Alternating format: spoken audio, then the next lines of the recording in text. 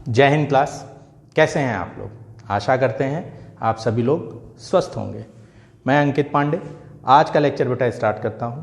आज जिस चैप्टर को हम लोग स्टार्ट करने जा रहे हैं उस चैप्टर का नाम है बेटा मैग्नेटिज्म एंड अर्थ मैग्नेटिज्म।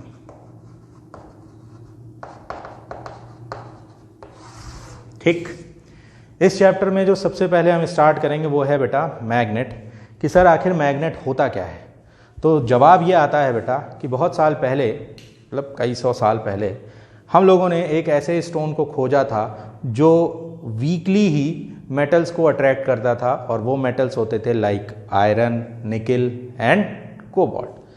ठीक, इसके बाद हमें पता चला कि हम इसका यूज़ कॉमर्शियली भी कर सकते हैं। तो फिर हम लोगों ने बेटा आर्टिफिशियल मैग्नेट्स को बनाया, जिसमें सबसे प्रमुख मैग्नेट हम लोगों का बार मैग्नेट है। बार मैग्नेट को हम लोग लैब में सबसे ज़्यादा यूज़ करते हैं, और आपके सिलेबस में बार मैग्नेट को ही पढ़ना है। ठीक, तो इसलिए मैं स्टार्ट करता हूँ बार मैग्नेट से। थोड़ा सा इस मैग्नेट के बारे में अगर हम समझ लेंगे तो आगे इस चैप्टर में बढ़ना बहुत आसान हो जाएगा। सवाल है कि सर बार मैग्नेट होता क्या है? तो बार मैग्नेट कुछ और नहीं होता है बेटा, it is oxide of iron. Clear है? बेसिकली अगर देखा जाए तो ये ऑक्साइड ऑफ आयरन होता है। जो नेचुरल मैग्नेट होता है उसी को क्या किया गया, आर्टिफिशियली डेवलप किया गया था। इसमें दो पोल होते हैं, एक होता है नॉर्थ पोल और एक होता है साउथ पोल। तो जब तुम इनकी मैग्नेटिक फील्ड ड्रॉ करते हो तो मैग्नेटिक फील्ड जो है वो मैग्नेट के बाहर निकल कर आती है नॉर्थ से साउथ, ऐसे। ठीक है, इस तरीके से पूरा अपना कवर करती है ऐसे। ठीक है, मैं थोड़ा सा बराबर नहीं बना रहा हूं, वो एक्चुअल में ऐसे बराबर ड्रॉ होती हैं। इसको और अच्छे समझना चाहते हो तो मैग्नेट लो, मैग्नेट के ऊपर खूब सारे आयरन फाइल्स डाल दो, और मैग्नेट को जो है आयरन फाइल्स को ऐसे ऐसे हल्का हल्का हिलाओगे तो वो अपने आप अरेंज कर लेंगी। तुमको एक सुंदर सा डायग्राम नजर आएगा उन आयरन फाइल्स का मैग्नेट के ऊपर, जो कि मैग्नेटिक फील्ड लाइंस को बहुत अच्छे से दिखाती है। ठीक है, तो मैग्नेट के बाहर जो मैग्नेटिक फील्ड लाइंस का डायरेक्शन होता है वो नॉर्थ से साउथ की तरफ होता है। ठीक, और इनसाइड साउथ टू नॉर्थ होता है। इसका मतलब यह हुआ है कि unlike electric fields, magnetic field lines close loop बनाती हैं, यानी जहां से शुरू होंगी वहीं पर टर्मिनेट होती हैं। समझ में आई बात कि नहीं? कोई दिक्कत? तो ये बार मैग्नेट की कहानी है। इसकी कुछ प्रॉपर्टीज हम लोग लिख लें तो और ज्ञान में बढ़ोतरी हो जाएगी। तो हम लोग लिख लेते हैं प्रॉपर्टीज।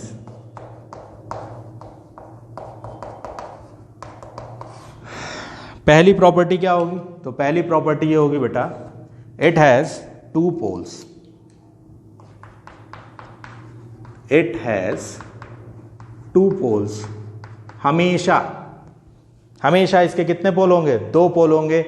इनफैक्ट बार मैग्नेट के नहीं, कोई भी मैग्नेट हो, चाहे वो इलेक्ट्रोमैग्नेट ही क्यों ना हो बेटा, याद रखिएगा हमेशा कितने पोल एग्जिस्ट करेंगे? दो पोल।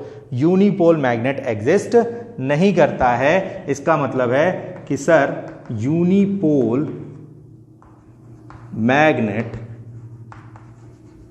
Does not exist. ठीक, दूसरा पॉइंट है बेटा, like poles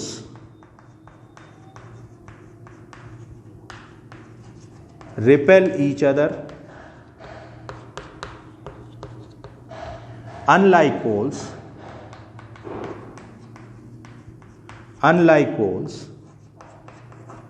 attract each other। ठीक, थर्ड पॉइंट है, magnetic field lines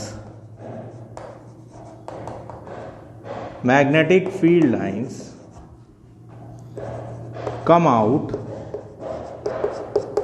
from north pole of magnet and enters at या enter at south pole of magnet. Grammatical errors बेटा चेक कर लीजिएगा क्योंकि ग्रामर थोड़ी सी वीक है। आई बात समझ में? यानी मैग्नेटिक फील्ड कहाँ से बाहर आती है बेटा? नॉर्थ पोल से बाहर आ रही है, ये देखिए बाहर आ रही है, ठीक है, और साउथ पोल पे क्या कर रही हैं? एंटर कर रही हैं, ठीक। इसके बाद चौथी प्रॉपर्टी है कि जो मैग्नेटिक फील्ड स्ट्रेंथ होती है मैग्नेट की, वो कहां पर ज्यादा होती है बेटा? तो magnetic field strength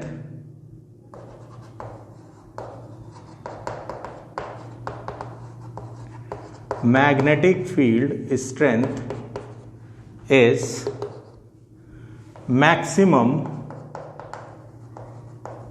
at poles and minimum at the center। यहां मैं बार मैग्नेट की बात कर रहा हूं स्पेसिफिकली। कुछ बच्चे कहेंगे सर हमारे पास तो सर्कुलर मैग्नेट भी होता है, तो सर्कुलर मैग्नेट के तो सेंटर पर ही पोल होता है, ठीक है ना, तो वो पेरिफेरी पर वीक होते हैं। क्लियर है बात? इसके बाद नेक्स्ट पॉइंट आता है बेटा कि कोई भी बार मैग्नेट है उसको हम इलेक्ट्रिक डायपोल के साथ कंपेयर कर सकते हैं। किसके साथ कंपेयर कर सकते हैं बेटा? इलेक्ट्रिक डायपोल के साथ।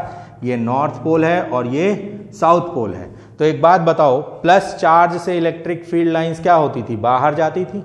तो वैसे ही क्या नॉर्थ पोल से बाहर जा रही हैं? तो नॉर्थ पोल के लिए हम एक मैग्नेटिक पोल स्ट्रेंथ डिफाइन करते हैं +m, और साउथ पोल के लिए हम डिफाइन करते हैं -m, यानी कि सारी फील्ड लाइंस इसके पास में आ रही हैं। कोई डाउट? आउटसाइड से बात कर रहे हैं, अंदर की बात नहीं कर रहे हैं। कोई दिक्कत हो तो बताओ। अगर मैं इनके बीच का सेपरेशन ले लूं 2l, वैसे 2l नहीं, l भी लिया जा सकता है, a b c कुछ भी ले सकते हैं, but it is called length of magnet, या कह सकते हो सेपरेशन बिटवीन द पोल्स। समझ में आया? तो बेटा ये पूरा अरेंजमेंट एक डायपोल बनाता है, ठीक है, और इस डायपोल को हम क्या नाम देते हैं? Magnetic dipole. क्या बोलते हैं बेटा? Magnetic dipole. ये ठीक वैसे ही है जैसे इलेक्ट्रिक डायपोल को हम डिफाइन करते थे। इलेक्ट्रिक डायपोल ये था बेटा कि when two equal and opposite charges are placed at a finite separation, then the whole arrangement is called dipole। तो यहां पर हम कहेंगे when two poles are separated at finite separation, then the arrangement is called magnetic dipole। Clear है? अब सवाल उठता है कि सर डायपोल मूवमेंट क्या होता है? तो याद रखना बेटा कि जब दो इक्वल और अपोजिट फोर्सेस किसी एक्सटर्नल फील्ड में काम करेंगे किसी भी ऑब्जेक्ट पर, तो वो उसको रोटेट कराने की कोशिश करते हैं। जैसे तराजू में ऐसे फोर्स लगता है तो ऐसे रोटेट करता है कि नहीं करता? ऐसे ऐसे। क्लियर है? वैसे ही इस डायपोल को भी ले जाके अगर तुम एक्सटर्नल मैग्नेटिक फील्ड में रखोगे तो बड़ा ही इंटरेस्टिंग इफेक्ट मिलेगा तुमको। ये रोटेट करेगा अगर फ्री है रोटेट करने के लिए। क्लियर है बात? और अगर ये रोटेट करेगा तो ये इन पर लगने वाले फोर्सेस की वजह से रोटेट करेगा जिनके डायरेक्शन एक दूसरे के अपोजिट होंगे, और जब दो फोर्सेस एक दूसरे के डायरेक्शन के अपोजिट हो, इक्वल हो, तो वो फोर्सेस कपल कहलाते हैं। क्या कहलाते हैं बेटा? कपल। और कपल का जो रोटेशनल इफेक्ट होता है उसी को हम नाम देते हैं डाइपोल मोमेंट। क्या नाम देते हैं? Dipole moment. कोई समस्या हो तो बताएं। ठीक है, आगे बढ़े इसमें। अच्छा, तो अब हम लोग डायपोल मोमेंट की बात कर रहे हैं जहां small m is called pole strength of magnet. तो एक बार लिख लेते हैं बेटा, स्मॉल m क्या है? Magnetic pole strength, magnetic pole strength of magnet. Unit क्या होगी बेटा इसकी?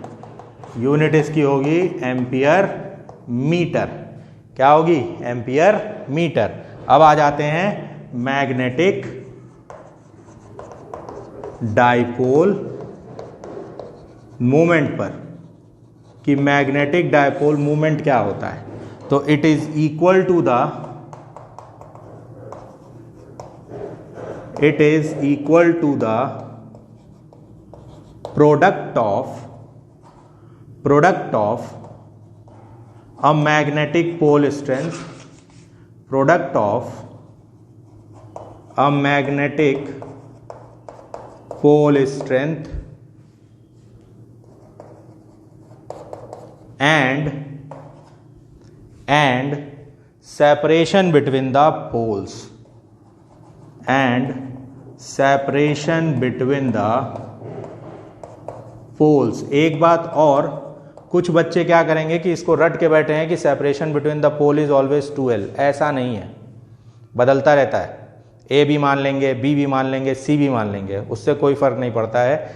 ए बी सी कुछ भी माने हैं तो वो सेपरेशन ही ना, ठीक है ना। तो अपने फॉर्मूले में 2L की जगह ए रख देना और ए रख के उसको सॉल्व कर लेना, ठीक है ना, कोई दिक्कत। अच्छा,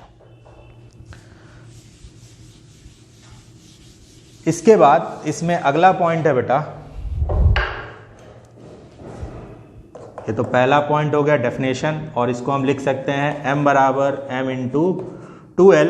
it is a vector quantity, तो वेक्टर क्वांटिटी ये बनती है बेटा लेंथ वेक्टर से, क्लियर है। डायरेक्शन कहां से कहां लिया जा रहा है बेटा इसका, direction of magnetic dipole moment is from south pole to north pole. ठीक भाई, यूनिट क्या होगी बेटा इसकी, तो यूनिट इसकी होती है बेटा एम्पियर मीटर स्क्वायर। तुम लोग कहोगे सर एम्पियर कहाँ से आ रहा है, करंट तो है ही नहीं। याद रखना बेटा कि जब भी किसी कंडक्टर में करंट का फ्लो होता है it behaves like a magnet. अगर मैग्नेट है तो कितने पोल हैं, 2 पोल हैं, और अगर 2 पोल हैं तो मैग्नेटिक डायपोल मोमेंट होगा कि नहीं होगा, होगा। तो वहां से हम लोग क्या निकालते हैं इसकी यूनिट, एम्पियर मीटर स्क्वायर। अभी जब मैं आपका करंट कैरिंग लूप के लिए मैग्नेटिक डायपोल मोमेंट निकालूंगा तो वहां आपको ये बात क्लियर हो जाएगी, ठीक है। आगे बढ़ते हैं, यूनिट लिख लिया बेटा, डायरेक्शन लिख लिया, डेफिनेशन लिख लिया, कुछ बातें और जान लेते हैं। जैसे किसी भी मैग्नेट की बेसिकली 2 एक्सिस होती हैं, किसी भी मैग्नेट की कितनी एक्सिस होती हैं, 2। पहली ये जो लेंथ के अलोंग जाती है, किसके अलोंग जाती है बेटा, लेंथ के अलोंग, इसको बोलते हैं एक्सियल लाइन। एक्सियल लाइन, या मोटा मोटा बोला जाए तो magnetic axis of magnet, magnetic axis of magnet. और दूसरी लाइन होती है जो इसके मिड पॉइंट से जाती है और परपेंडिकुलर होती है, यानी ये लेंथ L होगी तो ये भी कितनी होगी, L होगी, और इसको बोलते हैं इक्विटोरियल लाइन, इक्विटोरियल लाइन, ठीक है भाई, कोई दिक्कत। अब फर्ज करो, एक छोटा सा सवाल भी बनता है, इस पर पूछा जाता है कि मान लो मैंने मैग्नेट को एक्सियल लाइन के अलोंग काट दिया। किसके अलोंग काट दिया बेटा, एक्सियल लाइन के अलोंग। ये मेरा मैग्नेट था और मैंने इसको कट किया इस लाइन के अलोंग मिड से, यानी अगर ये विड्थ टोटल a है तो ये a/2 और ये भी a/2, क्लियर है। ये कट किया गया है तो जाहिर सी बात है अलग अलग 2 मैग्नेट आपको दिखाई पड़ेंगे। ऐसे एक मैग्नेट ये विड्थ होगी a/2 and length will be 2L and a/2, ठीक। तो आपसे पूछा जाएगा बताओ इसके मैग्नेटिक पोल स्ट्रेंथ पे क्या फर्क पड़ेगा और डायपोल मोमेंट पे क्या फर्क पड़ेगा, क्या बदल जाएगा। अगर बदल जाएगा तो क्या होगा और नहीं बदलेगा तो क्या होगा। अगर मैं इसकी पोल स्ट्रेंथ +m मान लूं, इसकी पोल स्ट्रेंथ क्या मान लो बेटा, -m, तो यहां पर जो पोल स्ट्रेंथ आएगी वो आएगी m/2 और ये जो आएगी माइनस का m/2। क्लियर है बात, पोल स्ट्रेंथ में बदलाव आएगा। समझ में आया कि नहीं आया, पर लेंथ में बदलाव नहीं आएगा, तो क्या मैग्नेटिक डायपोल मोमेंट बदल जाएगा? तो अगर पहले था m इंटू 2l तो बाद वाला हो गया m डैश बराबर m/2 इंटू 2l, यानी m डैश बराबर m/2 यानी आधा हो जाएगा। समझ में आया? ठीक। लेकिन वहीं अगर मान लो मैंने इसी मैग्नेट को बजाय एक्सियल लाइन के अलोंग काटने के perpendicular to the axial line cut कर दिया, वो भी मिड पॉइंट से, यानी कि यहां से ऐसे कट कर दिया। ये दूरी L है बेटा, और ये भी कितनी है? L है। ये प्लस m है और ये क्या है आपका? माइनस m है। तो मेरे को एक बात बताओ, कटने के बाद जो मैग्नेट बनेगा, लॉजिकल बात है कि भाई सिंगल पोल का मैग्नेट तो बनने से रहा, बनेंगे तो डुअल पोल के बनेंगे ना। तो बेटा अगर ये आपका साउथ है, ये नॉर्थ है, तो यहां पर देखो तो इस साइड साउथ होगा और इस साइड क्या रहा होगा? नॉर्थ। तो ये अलग और ये अलग, यानी ये साउथ पोल, ये नॉर्थ पोल, ये नॉर्थ पोल और ये साउथ पोल। यहां पर पोल स्ट्रेंथ में किसी प्रकार का बदलाव नहीं मिल रहा है क्योंकि कट ही नहीं रहा है। समझ में आया? तो इसका मतलब है pole strength will not change, however length become half. ठीक। तो इस केस में मैग्नेटिक डायपोल मोमेंट क्या होगा बेटा? इनिशियल था m बराबर m इंटू 2l, तो फाइनल क्या हो जाएगा? m double dash. Sir m dash क्यों नहीं? क्योंकि m डैश पीछे यूज कर चुके हैं। तो m डबल डैश बराबर हो जाएगा m इंटू l। सही है? तो यहां पर m डबल डैश बराबर, ये 2 इधर ले आओगे या 2 से ऊपर नीचे क्या कर दो? मल्टीप्लाई कर दो बेटा। तो 2ml डिवाइडेड बाई 2, तो m डबल डैश बराबर ये हो गया बेटा कैपिटल M/2, यानी फिर से पोल स्ट्रेंथ आधी हो जाती है। आई बात समझ में?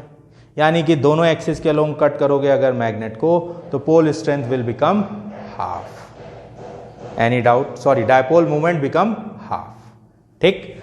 इसके बाद ये तो बहुत छोटे छोटे पॉइंट थे, एक छोटा सा सवाल समझ लें, हो सकता है आपके काम भी आएगा। बहुत छोटा सा सवाल है, आसान सा है, जिसने वेक्टर पढ़ा होगा वो कर लेगा और जिसने नहीं पढ़ा होगा वो बैठा रहेगा। सवाल ये है, a bar magnet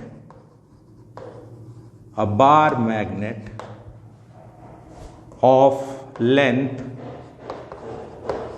2l and pole strength small m is bend into a semicircle, then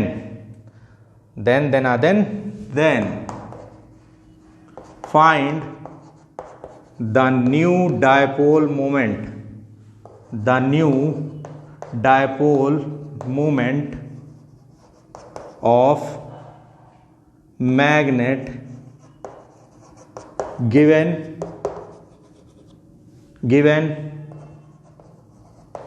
magnetic dipole moment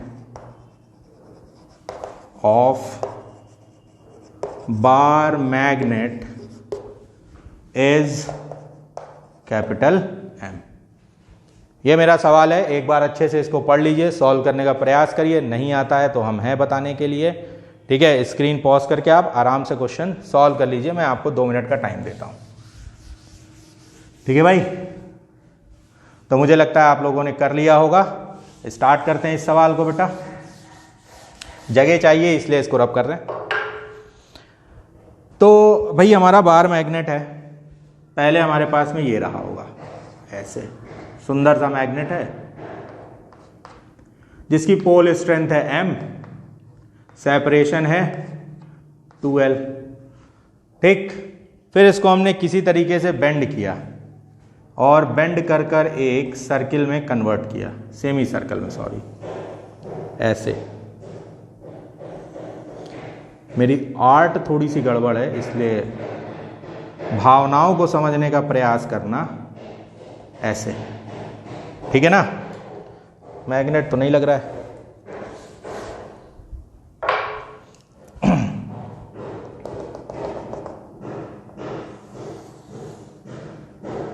अब ठीक लग रहा है थोड़ा सा ऐसे, ठीक है भाई। तो ये बन गया मेरा सेमी सर्कल मैग्नेट। एक बात बताओ, सेमी सर्कल बना ठीक है, लेंथ तो 2L ही रही होगी ना, नहीं कि लेंथ बदल गई? लेंथ नहीं बदली। अच्छा, जो फाइनल में एंड पॉइंट पर पोल स्ट्रेंथ है वो भी वही रही होगी। अगर मैं इसको सॉल्व करता हूं ऐसे, तो ऐसे तो मुझे समझ में नहीं आ रहा कैसे करेंगे। तो हम लोग एक रास्ता बनाते हैं, हम लोग इसको छोटे छोटे मैग्नेट में तोड़ लेते हैं। जब आप इसको छोटे से मैग्नेट में तोड़ेंगे तो एक मैग्नेट ये, दूसरा, तीसरा, चौथा, पांचवा, छठा, ऐसे करते करते नंबर ऑफ मैग्नेट्स बन जाएंगे, जिसमें अगर आप ध्यान से देखो तो ये अगर -m है तो ये क्या होगा? +m, फिर -m, +m, -m, +m, -m, +m, -m and so on. यहां पर अगर m है तो यहां क्या होगा बेटा आपका? -m। इस तरीके से प्रक्रिया चलती चली जाएगी। सर लेकिन इससे फायदा क्या होगा? फायदा समझो, डायपोल मोमेंट का डायरेक्शन होता है फ्रॉम साउथ टू नॉर्थ, यानी -m से +m। तो क्या इस तरीके से आपको डायरेक्शन मिलता चला जाएगा नंबर ऑफ डायपोल मोमेंट्स का? बोलो भाई, मिलेगा ना? तो आपने एक पॉलीगन लॉ ऑफ एडिशन पढ़ा होगा 11th क्लास में वेक्टर का, जो ये कहता है कि when more than 2 vectors are added cyclically in direction and magnitude, cyclic order में, टेल से हेड, टेल से हेड, टेल से हेड मिलता जाए, then the resultant of their addition is represented by that side और that vector which close the arrangement in opposite manner. यानी कि इस पूरे अरेंजमेंट को जो अपोजिट मैनर में बंद कर रहा है, दैट इज द रिजल्टेंट। यानी इन सभी डायपोल मोमेंट का रिजल्टेंट यही होगा। यानी ये अगर m वेक्टर है और अगर मैं इसको मान लूं dm1 वेक्टर और इसी तरीके से dm2 vector and so on, तो इसका मतलब ये है कि जो m वेक्टर होगा बेटा, m vector equal to dm1 vector plus dm2 vector plus dm3 vector plus so on. हाँ या ना? समझ में आ रही बात? और अगर मैं इसकी बात करूं m वेक्टर की, तो भैया ये सेपरेशन कितना है? अगर ये 2L है तो एक बात बताओ, पाई r बराबर मेरे को दिया है 2L, आधे सर्किल की लेंथ, तो रेडियस क्या हो गई बेटा? 2L by pi. तो डायमीटर क्या हो गया बेटा? 2L by pi into 2, that is 4L by pi. नहीं समझ में आया भाई? बोलो भाई। सर डायमीटर क्यों? क्योंकि ये इसके बीच का सेपरेशन है, यानी ये टोटल लेंथ क्या है आपकी? डायमीटर। तो magnetic pole strength capital M vector बराबर क्या हो जाएगा बेटा? Pole strength M into D, this implies that M vector बराबर small m into 4L vector by pi. ये मेरा आंसर होगा। मैग्नीट्यूड में लिखना चाहो तो लिख सकते हो m बराबर 4L by 4mL by pi. Concept समझ में आया कि नहीं आया? तो ऐसे डायपोल मोमेंट के आपको बहुत से सवाल मिल सकते हैं। जैसे एक सवाल छोटा सा होमवर्क के लिए आप लोग को दे रहा हूं, अगर कर पाए तो ठीक, नहीं तो नेक्स्ट लेक्चर में आप इसका सोल्यूशन हमसे ले सकते हैं बेटा, ठीक है ना? देख लीजिएगा, मैं कर दूंगा। आई हैव 2 मैग्नेट्स, ऐसे, ठीक है ना? दोनों के बीच का एंगल थीटा है। ये नॉर्थ पोल है, नॉर्थ पोल है, ये साउथ है, ये साउथ है, ठीक है ना? Both magnets are identical, both magnets are identical and length is same. और लेंथ जो है वो 2L है, इसकी भी और इसकी भी लेंथ कितनी है बेटा? 2L है। सवाल मैं बोल दे रहा हूं, आप लोग लिख लीजिए और लिख भी दे रहा हूं, ठीक है ना? in the given arrangement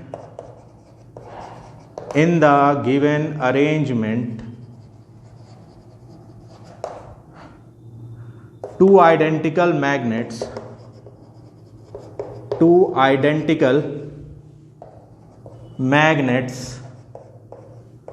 are placed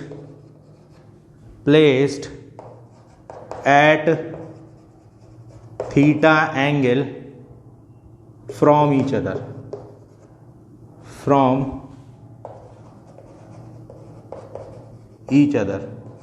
Find their resultant magnetic dipole